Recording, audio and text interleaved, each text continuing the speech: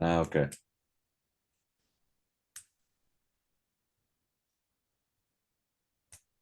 It occurs to me that I don't cut the very beginning off the video.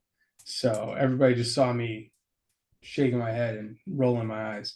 Anyway, welcome, ladies and gentlemen, to Man Buns and Jesus. Uh, I'm one of your hosts, Josh Laborious. This is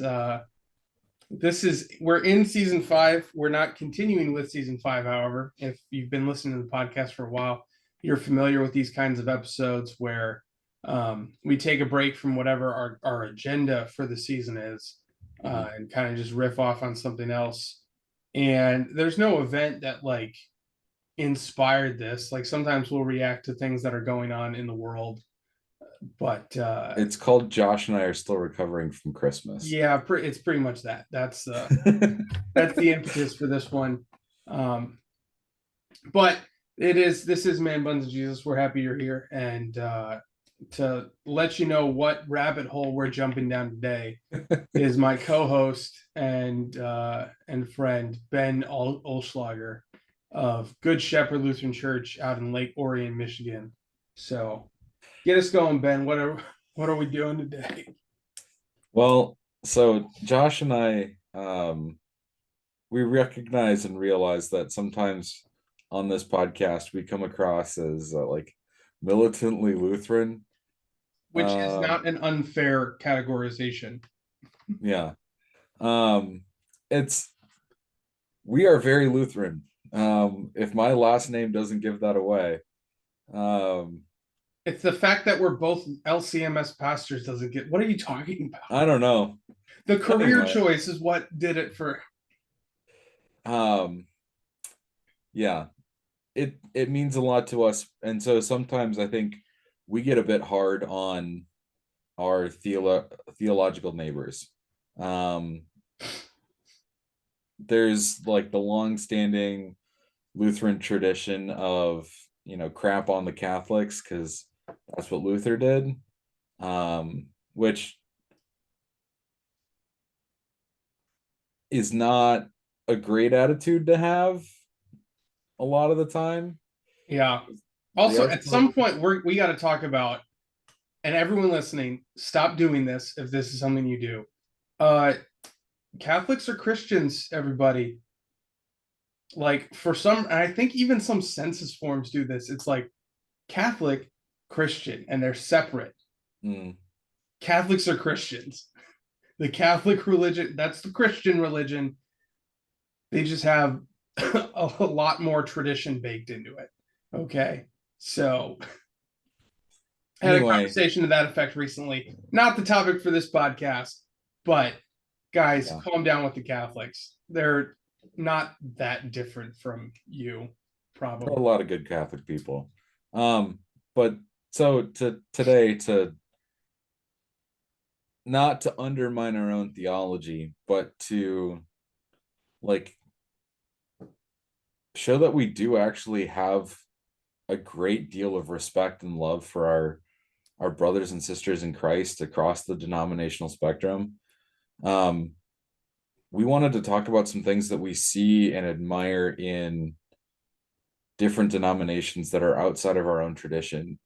Because I know when I'm looking for texts or books on certain things in theology and in the church, there are things that Lutherans just suck at writing about.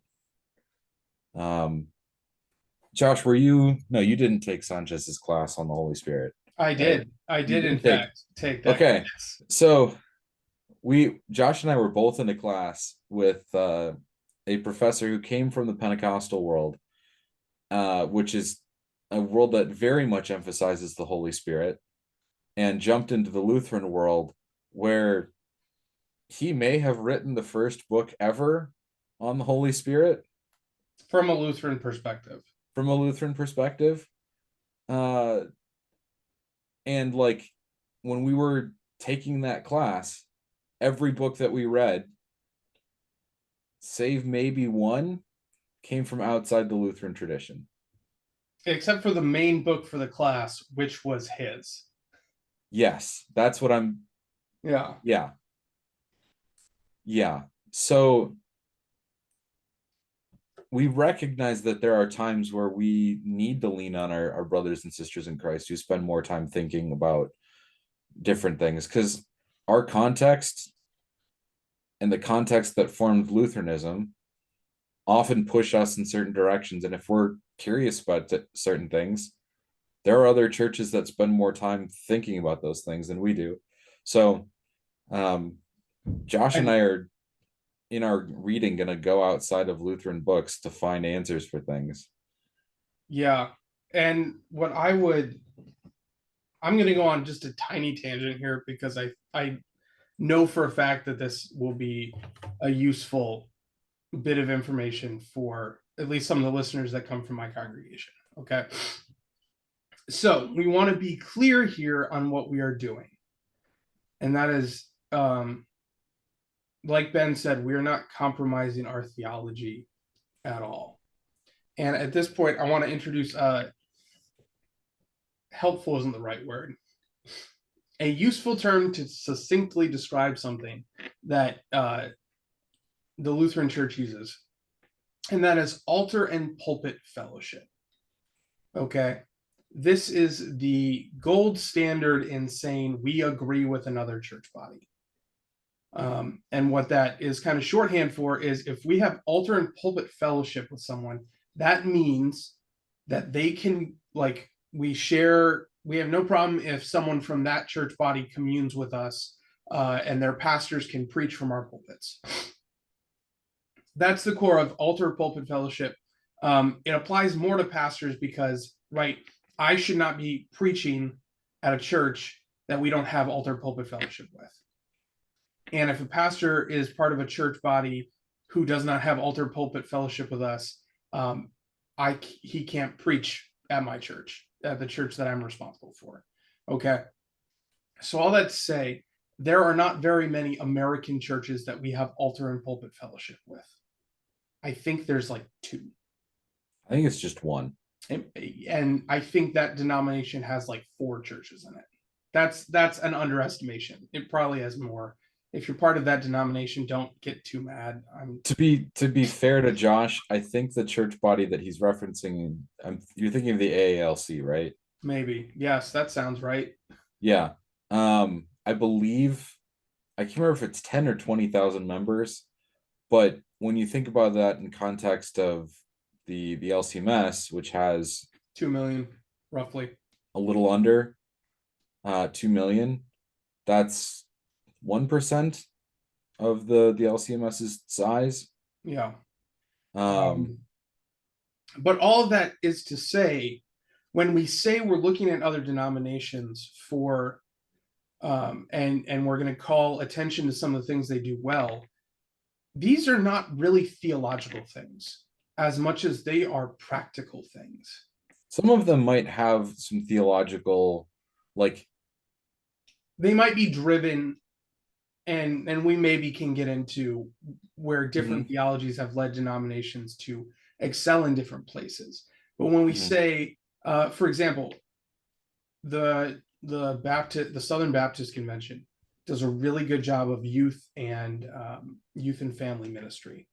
A lot of times you'll see their churches embedded with great education programs, and you'll see them embedded with all sorts of extracurriculars um, that help to connect families in kind of a Christian context. I have a lot of respect and admiration for that.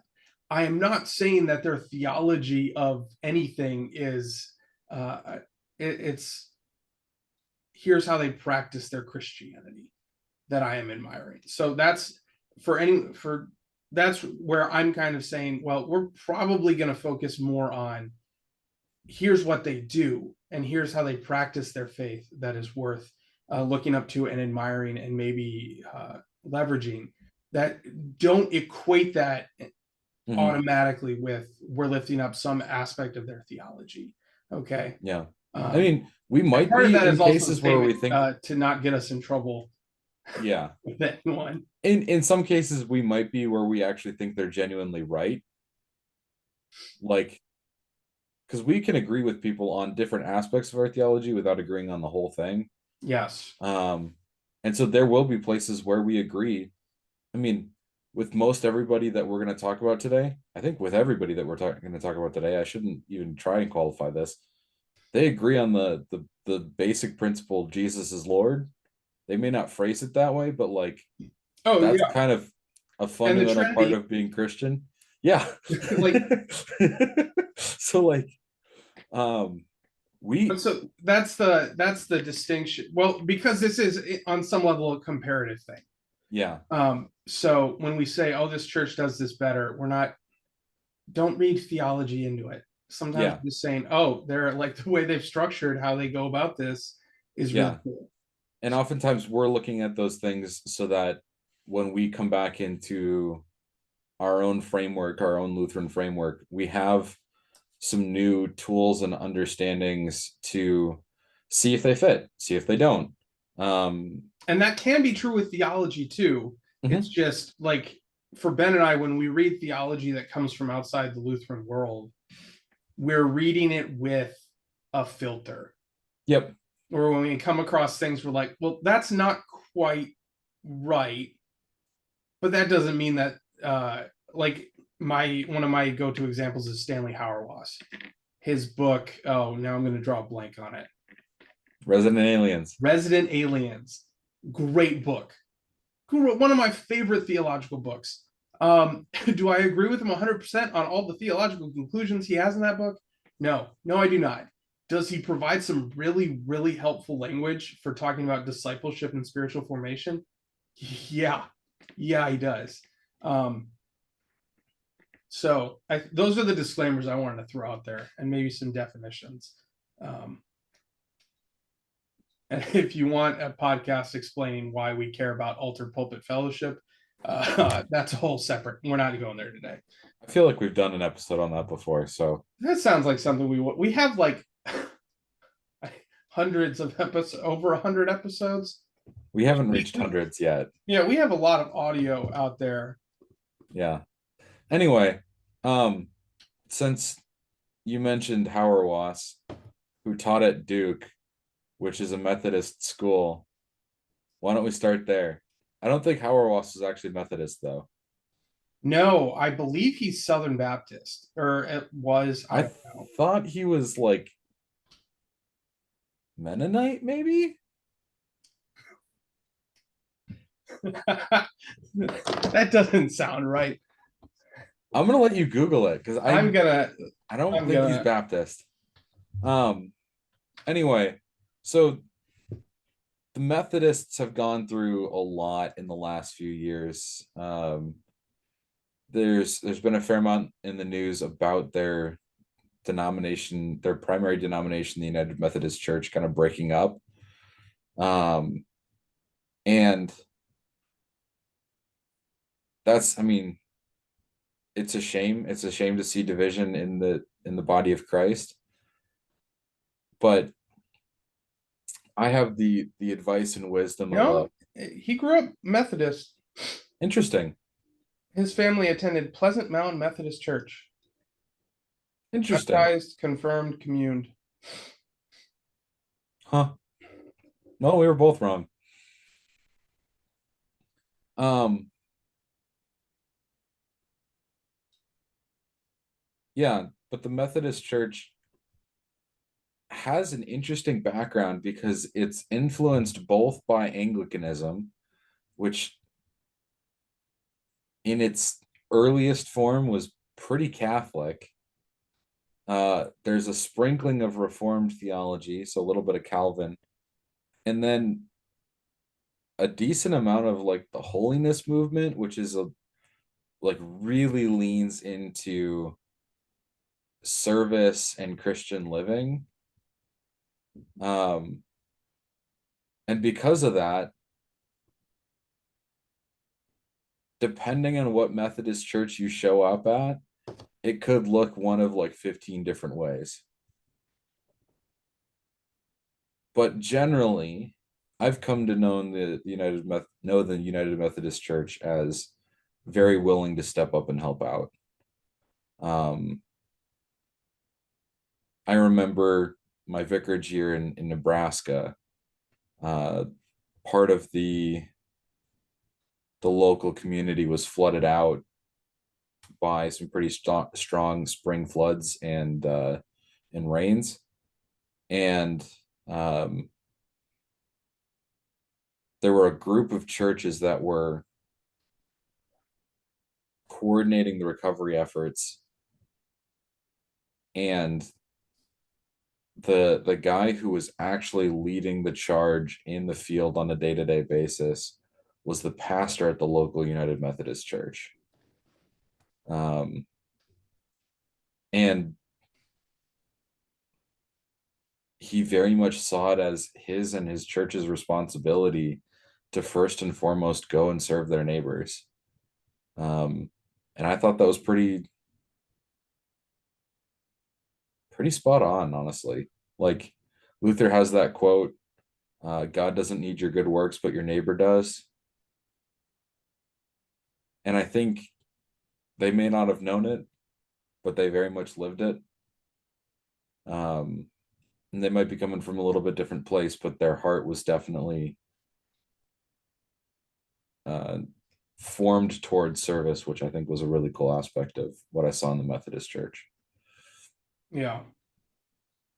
And I mean, that's one of the places where our theology obviously would push us to the same place, Mm-hmm. but you don't always see that.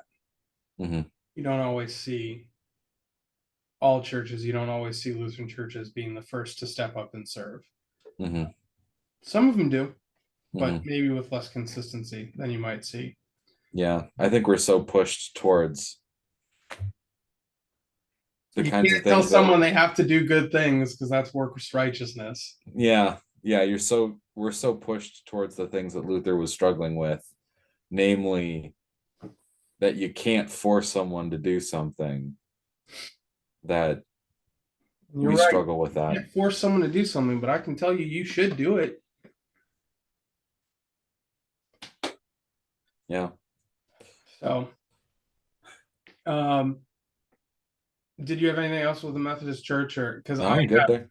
zero interaction with the Methodist Church? That's fair. I'm good with why don't we tee you up for one that I know that you're a little more familiar with? And I'll let you start running on this one. But the evangelical non-denom world. Oh yeah, those You are can, really big out here, like yeah, really, really big. Um, you and I can think, find those in any size, shape, or flavor that you want too, because you'll find them in coffee stores in a strip mall, and you'll find them in warehouses yeah. and anything in Um, between. so when I think of the non-denominational churches that I've come across, two strengths come to mind.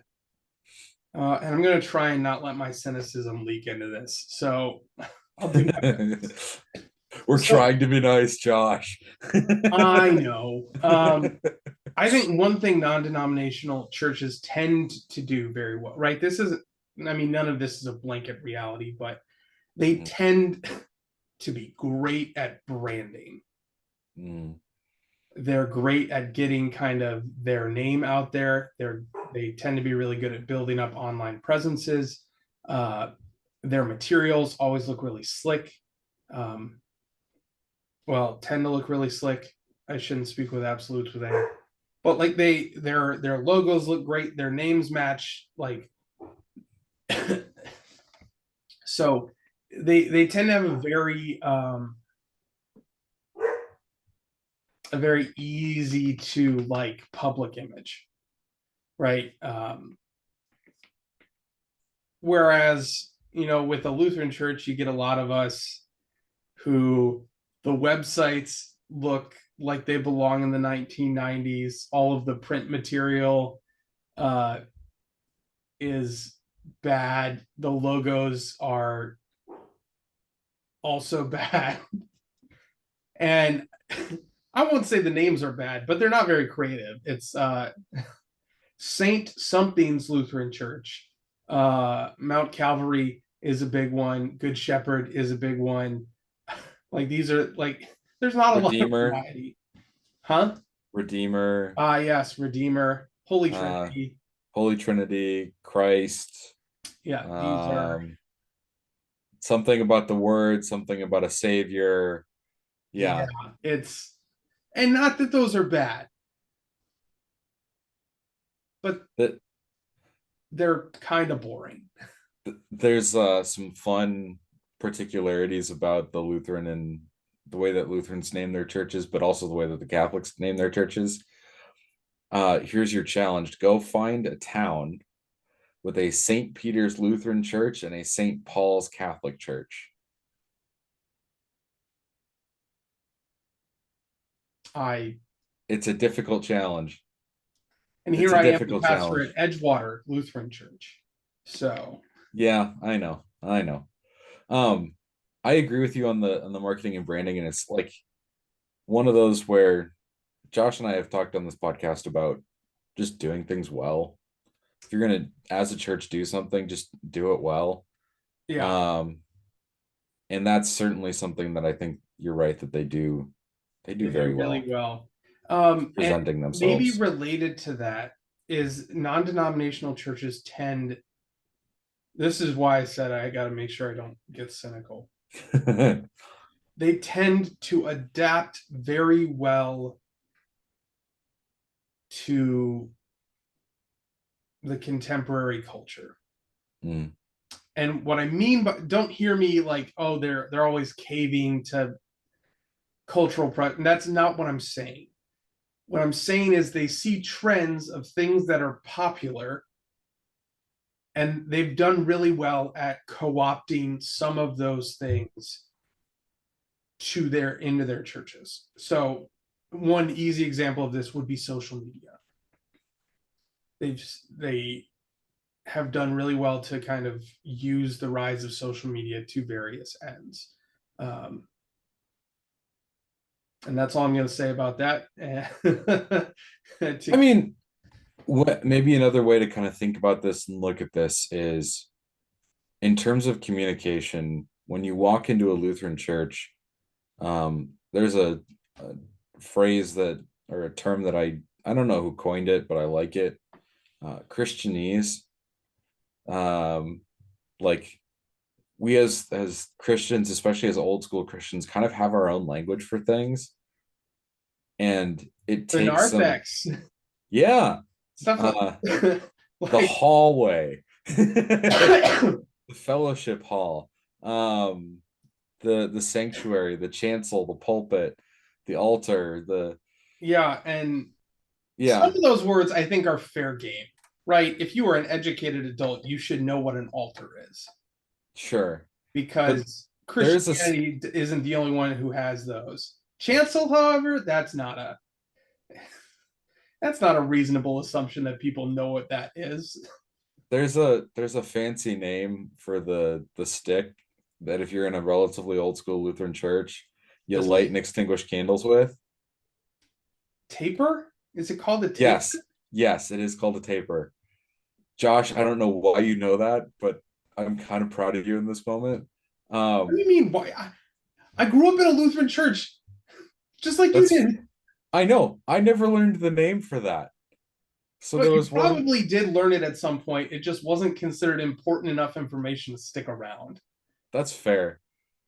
I Um, don't have that choice. It all just sticks around. but also one Sunday I was asking one of the members of the congregation to grab the taper, and I couldn't remember the name for it. So I was like, the candle lighter putter outer stick.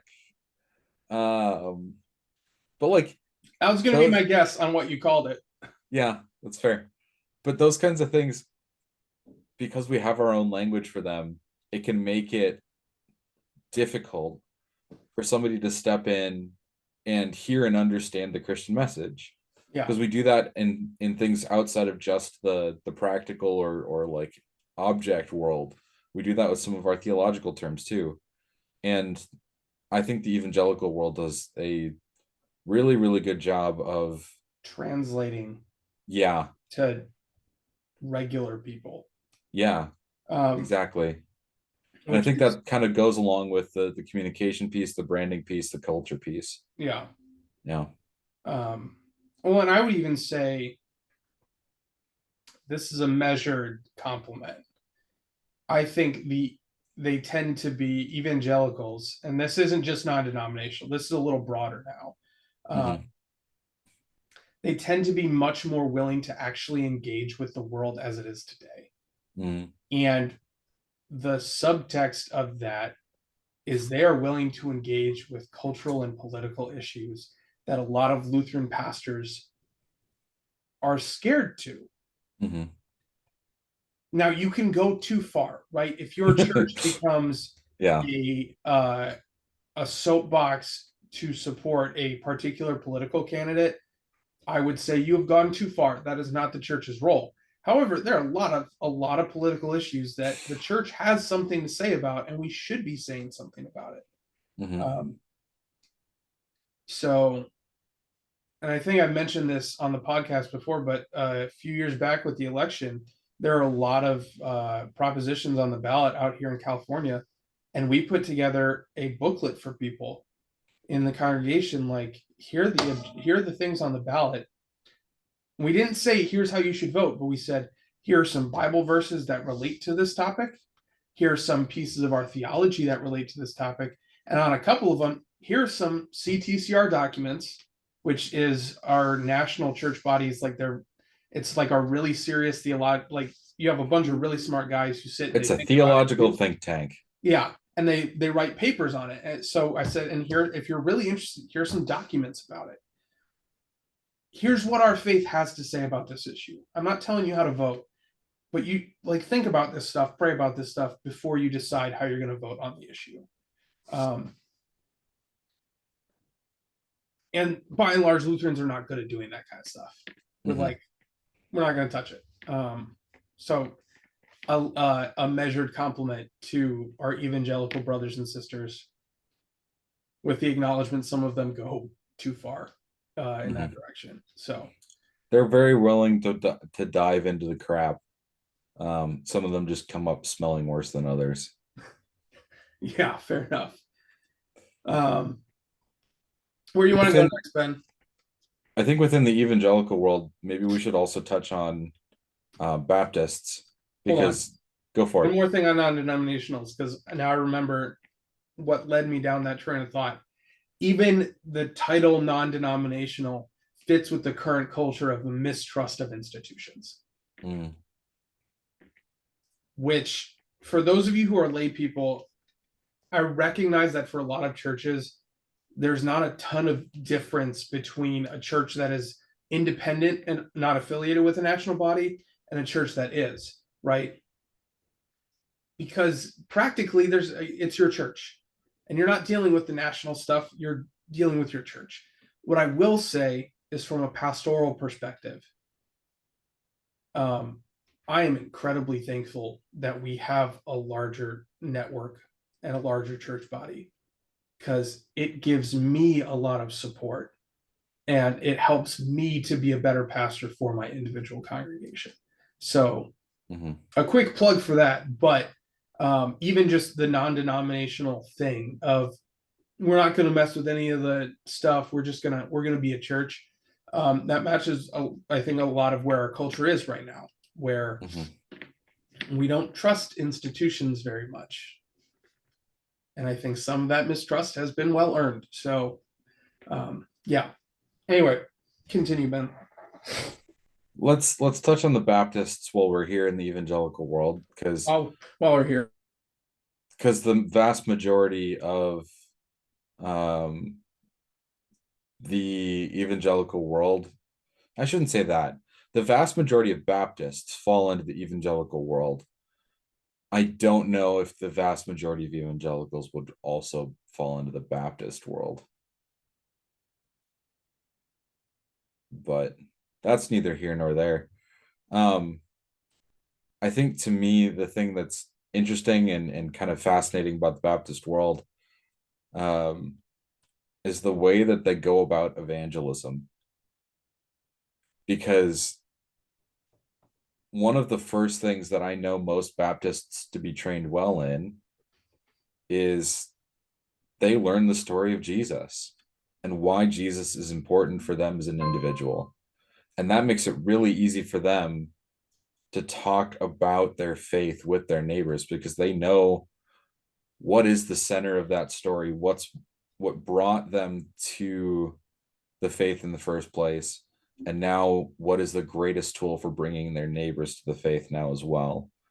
And yeah, there's some screwy things about the theology that gets them there, but But the result is as hard you to ask, argue. yeah, you ask just about any Baptist, they know exactly who Jesus is and what he did for them. And they tend to be much better at kind of being intentional about how they think about and how they go about their personal testimony. Mm. um, which I think that it's a double-edged sword, because it is a powerful thing to have the personal testimony there. But I do think that is really closely tied with decision theology. Mm-hmm. So I think, because for a lot of these, I think it would be pretty easy for the Lutheran Church to say, "Oh, we can take we can use a lot of that. We can take, the non-denominational branding. We can take that as an example and work and incorporate that." Um, this is one of the places where, with the personal testimony, I think we'd have to workshop that idea a little bit before we could say, okay, let's use something like this in our own churches. Mm-hmm. Yeah, but I think that's just kind of an addendum to the evangelical world, because a lot of evangelical churches are, especially in the non-denom world, are just closet Baptists. Yeah, they're Baptists with extra steps. Yeah. Um, some other compliments toward our Baptist brothers and sisters and the non-denominational churches that are basically Baptist but won't say that. Um, they are, like I already mentioned, they're great with family programming. They tend to have a very broad approach to that kind of ministry, but also their biblical literacy, Oh yeah. how much they push read your Bible, read your Bible, read your Bible is something to be commended. And the fact I was looking at offering envelopes earlier today, and some different places to get offering envelopes, and a lot of them they have check boxes on there for church attendance, communion, whatever. Did you bring your Bible to church?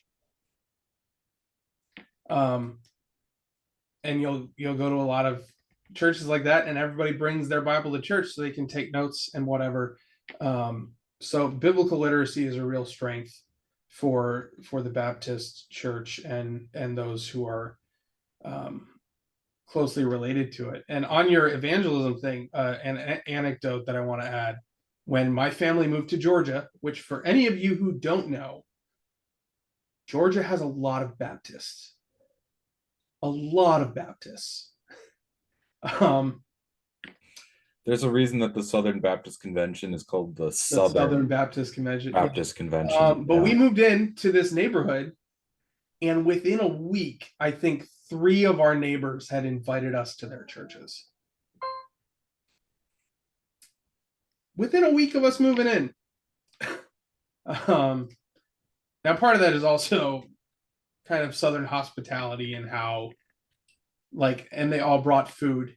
They said, "Oh, welcome to the neighborhood. Here's some food. We go to this church," and it was kind of but yeah, so their evangelism and their push for that is really impressive. It is something to be admired, and in a lot of ways to be emulated. So, All right. Do you want to go east or west? ooh, I want to go east. All right, let's go to the Orthodox world. If you don't mind, I'm going to give kind of a history one first, and then I'll let you roll onto the one that I know you want to talk about. Yeah, yeah. So, as Lutherans, one of the things that I think we undervalue is that as Luther was doing his thing and writing, um, some of the things that he was looking at in terms of bringing theology back to its early church roots came out of the Orthodox world, to the point where he even met with emissaries from the Ethiopian Orthodox Church at one point, And they liked each other a lot. They weren't quite in agreement to where Luther became an Eastern Orthodox. I guess they're technically Oriental Orthodox in the Ethiopian Church, but um, he didn't become Orthodox, but he liked a lot of the things they had to say, and they helped him a lot in his journey. Um, and it's good for us to recognize that their history goes back to as the early far as days of the anyone church. else's. Yeah, to the early days of the church. And they lean a lot into that history, lean a lot into the church fathers, lean a lot into early practices and habits of the church. Um, and they've kept a lot of that alive, which is pretty cool. Yeah. Um, now, are you ready? Go for it. Now that you're coughing Yeah, just all let of me your finish lungs dying out. first. Yeah. Um, yeah, so my jealousy of the Orthodox Church. So for anyone who's not familiar, when we say Orthodox Church, that's actually covering a lot of different churches because the Orthodox Church comes in many different flavors. You have the Russian Orthodox, the Eastern Orthodox, the Greek Orthodox, like I think Serbian Orthodox is all like there are a bunch of different Orthodoxes. Armenian, Syriac, Ethiopian, Egyptian. And one of the things you see is that so they don't do a ton of evangelism because if you are Greek, you're Greek Orthodox and you're going to the Greek Orthodox Church. They're um, they're very holistically engaging. If you are a part of an Orthodox church, it's not just, oh, I go to this church on Sundays. It is, oh, I go to this church and I'm involved with a couple meals with them during the week, and I'm always having people from church over to my house, and I go to the school and like And I Ben support the said guy this. that owns the butcher shop down the street that I know from Yeah, church. it's And yep. all connected.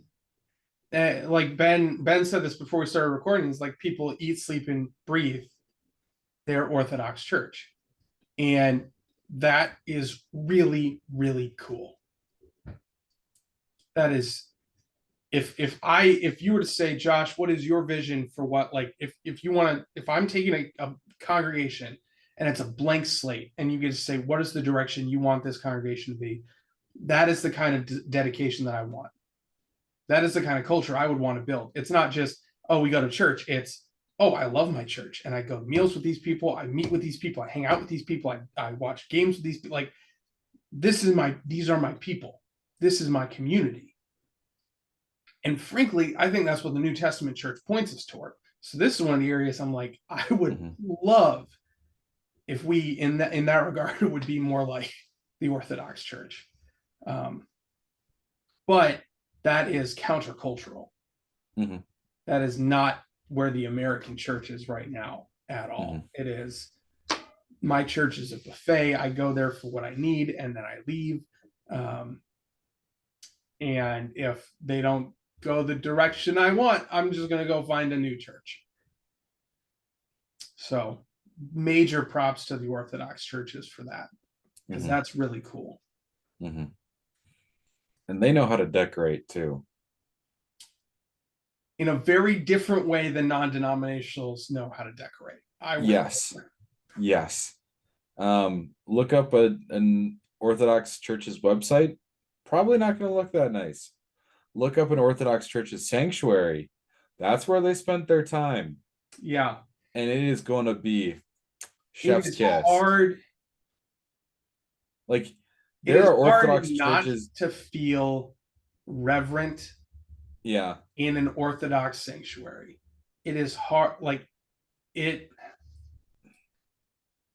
feels like a sacred space, and it is, right? Sanctuaries are sacred spaces, but no offense to them, if you walk into a non-denominational sanctuary, it's a room with chairs and a stage. It doesn't feel sacred. It is, but it doesn't feel. You walk into an Orthodox sanctuary and you're like, this is a sacred place. I know Orthodox churches that meet in strip malls that have more beautiful spaces than like 100-year-old Established churches. Yeah. established churches. Yeah. So I would let Orthodox people design a sanctuary for me. I wouldn't let them decorate my house. But yeah. there's a there's a great video channel that walks through some of the differences in spaces and theology in different denominations called the 10-minute Bible Hour. And Wait. What? That was a ten, bad name. They picked a bad name. I know. Hours are not 10 minutes long. Anyway, but he did a little like I think it was 3-part series on orthodoxy. Um, and one of it was on the inside of the sanctuary, one was on their theology.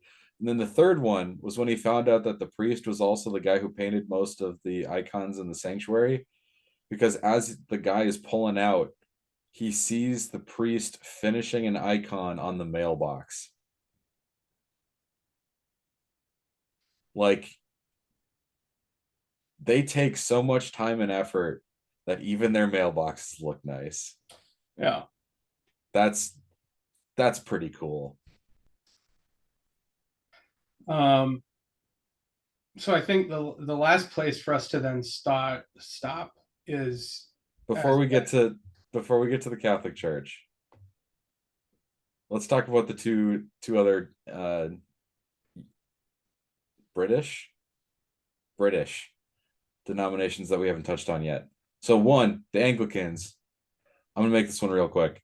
Um, they are probably most similar to Lutheranism in terms of their theology, but they differ in some really weird places. But some of the things that they do that are really cool, at least I think so, is they really lean into Jesus was human. Jesus like talks about us as his body. So a big part of what it means to be a part of the body of the church is to be together and be with Jesus. That means coming together for worship, coming together to receive communion, and like your bodily presence is a huge part of being a part of that church, which I think is really commendable. yeah. Um, and then in the Presbyterian world, look it up. They do a lot of really cool stuff with the Psalms because in some Presbyterian denominations, that's basically all they're allowed to sing. So they really lean into scriptural worship and what it looks like to worship in the ways of the Bible. And some of the stuff that they interpret out of that and the music that they make out of that is pretty cool.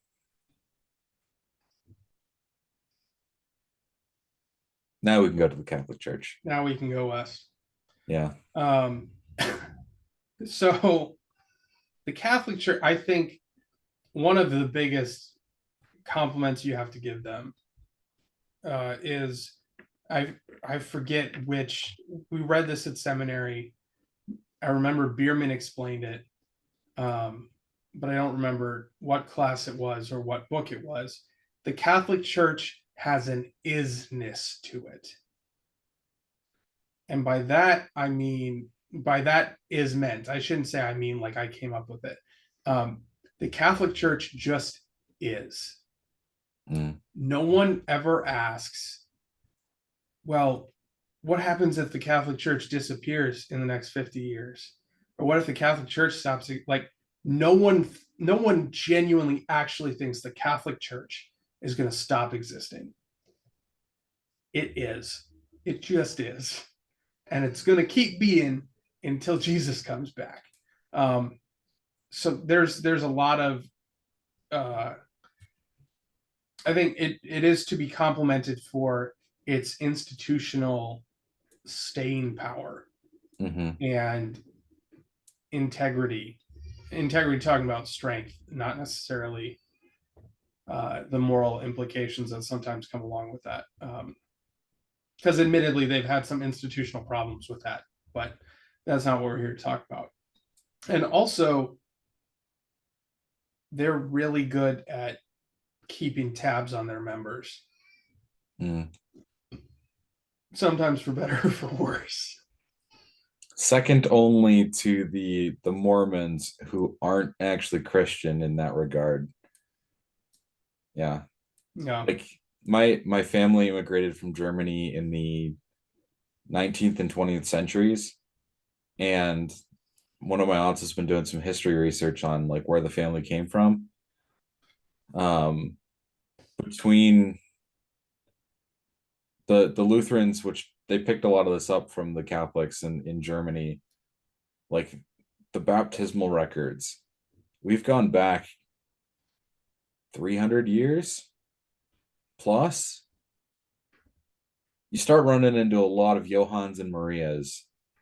And it's hard to tell which one's which, but like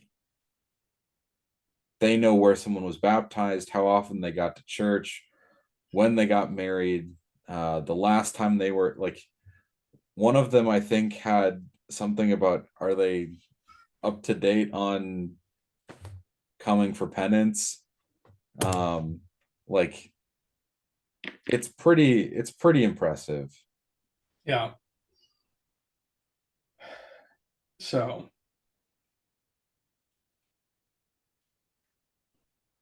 I'm trying to think of what else I mean, they're pretty cool. Yeah.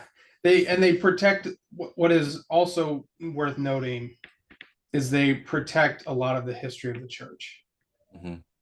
They have a lot of records. They have a lot of they have just a lot of our church history is the Catholic Church, which I think is a good thing because it's going to be well preserved and well Mhm. protected.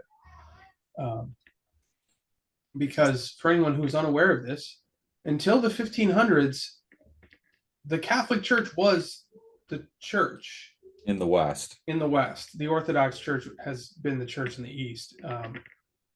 But like the Catholic Church is older than a lot of countries are, and frankly has more wealth than a lot of countries do. But I mean, if you're talking in terms of uh un unending governmental structures of a single nation, the Catholic Church might be older than every other country on earth.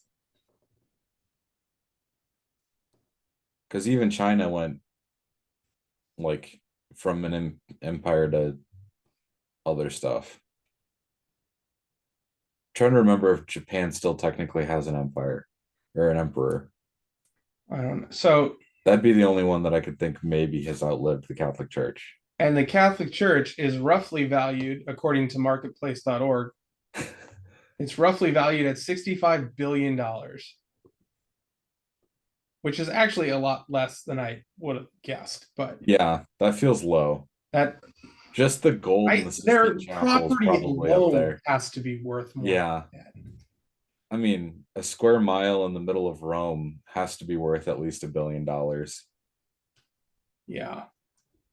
Um, but all of that to say, like when we look at church history, when we look at the lessons that the church has learned, a lot of that we get from the Catholic Church, from its love of history, from its ownership of history, not in a like we have to pay them rights fees kind of way, but like that they lean into it so hard, Yeah. which is great. And they keep a lot of the like rites and traditions and stuff alive that the church thought was useful throughout the years. Things like Ash Wednesday, which is fast approaching. Um, that comes from Christmas is like 3 weeks ago, dude. Calm down with the Ash Wednesday talk. dude, it's Valentine's Day. Calm down with the Ash Wednesday talk. Um, anyway, Ash Wednesday was a Catholic rite of penance, and it turned into something else. Yeah. And but like it's a tradition we keep alive because it's For good valuable to reason. us. Yeah. I mean, for that matter, I listened to a really great podcast recently on the history of Christmas. And without the Catholic Church, going to church on Christmas really wouldn't be a thing in the United States. Because for a long time in Britain, you didn't. It was seen as too close to pagan celebrations, and people just axed it. And then we co-opted it. Yeah. Seriously, look it up. Until the 1840s, I think. My wife would remember this better than me. She listened to the podcast too. The uh, the U.S. Congress met on Christmas Day. It wasn't until actually it might have been after the Civil War that they stopped meeting on Christmas Day because it wasn't important for anyone that wasn't Catholic or Lutheran.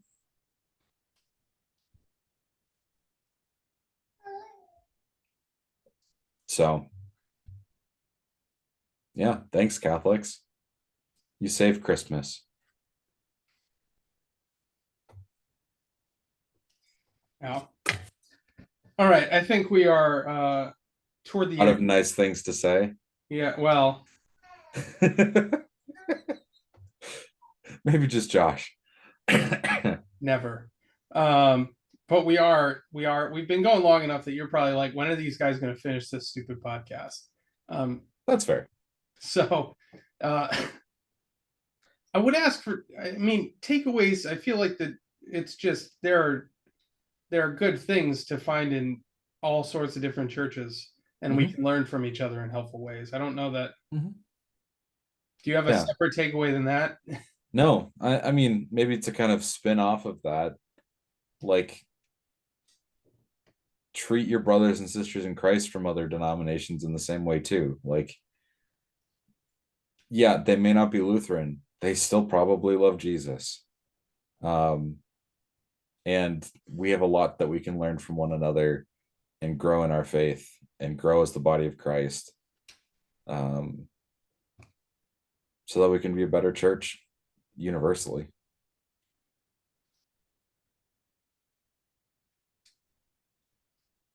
Yeah, Yeah. All right. sounds good. Well, like this episode on whatever platform you choose to use. Rate it if you think it was good. If you don't like Subscribe it, to the podcast. If you don't yeah, like it, just don't rate it, please. yeah, that's what I was gonna say. We don't like negative feedback here. Yeah, Um, so send this to a friend that you think thinks we're too negative. Um, and then I'll follow up by saying you're probably still right, but here's some evidence they're capable of positivity. Um, hey, and maybe if you have a friend who's in another denomination that we talked about, you can send this to them because we said nice things about them, and hopefully they'll appreciate that. Maybe they won't. So if you have any topics or guests you want us to try and get on, go ahead and reach out to us either personally with text or email, or you can reach out to us on Facebook. That gets checked from time to time. So with that, this has been Man Buns and Jesus episode doesn't Something. matter within season 5, season of the Exodus. We hope you enjoyed it. Brothers and sisters, go in peace. Serve the Lord. Thanks be to God.